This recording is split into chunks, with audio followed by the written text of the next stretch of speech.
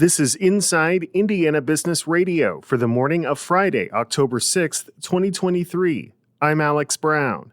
Mental health services provider Oaklawn is celebrating the opening of a new $16.2 million campus in St. Joseph County. CEO Lori Nafziger said the expanded facility, along with two planned 24/7 crisis centers in South Bend and Goshen, bring more and better organized space to support Oaklawn's growing services. I hope for more appropriate care so that when someone's in crisis, they can get connected to the right care when they need it. And so it'll prevent unnecessary hours and dollars in the emergency rooms. It'll prevent unnecessary jail time and then the record that comes with having jail time.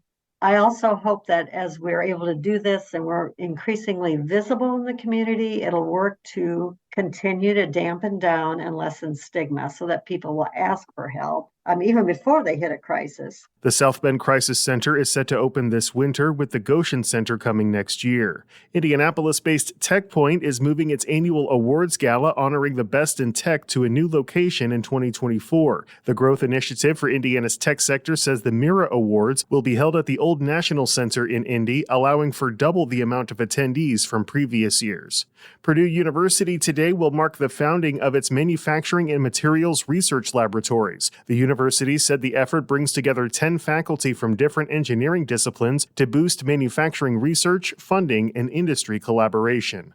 From the number one source for Indiana business news, this is Inside Indiana Business Radio. Get ready, Northeast Indiana. We're headed your way. IBJ Media, Inside Indiana Business, and the Indiana Economic Development Corporation invite you to the second annual Engage Northeast Indiana event, presented by CareSource, Indiana University, and Old National Bank. Tuesday, October 10th at the Grand Wayne Center. We'll be diving into talent, education, and other issues shaping the regional economy. You can find more at ibj.com/engage. Indiana will receive $3.6 million as part of a $49.5 million multi-state settlement with software company Blackbaud, which was the subject of a 2020 data breach affecting millions of people. Indiana Attorney General Todd Rokita's office was part of a coalition investigating and seeking a settlement with the Delaware-based company. Blackbaud provides software to primarily not-for-profits like charities, healthcare, and schools.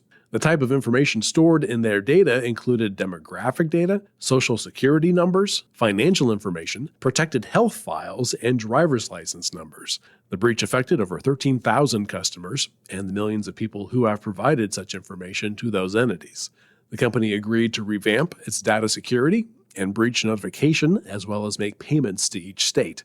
Allegations resolved in the settlement were violations of state consumer protection laws, breach notification laws, and HIPAA.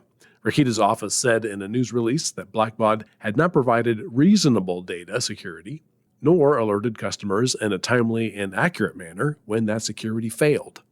Mason King, Inside Indiana Business Radio. The revitalization of a nearly 100-year-old historic building in downtown Hammond has surpassed the halfway point. Our partners at the Times of Northwest Indiana report the $24 million project, which will turn the historic Bank Calumet building into apartments and retail space, is slated for completion in time for the building's 100th anniversary. The 9-story building was constructed in 1924 but has been closed since 2015. Once the redevelopment is complete, the building, which will be known as The Bank, will feature 100 market-rate apartment units as well as a wedding venue in the lobby. Plans also call for a co-working space, coffee shop, and potentially a speakeasy in the building's basement. A Chicago-based restaurant group is also looking to occupy about 1,000 square feet of ground floor space.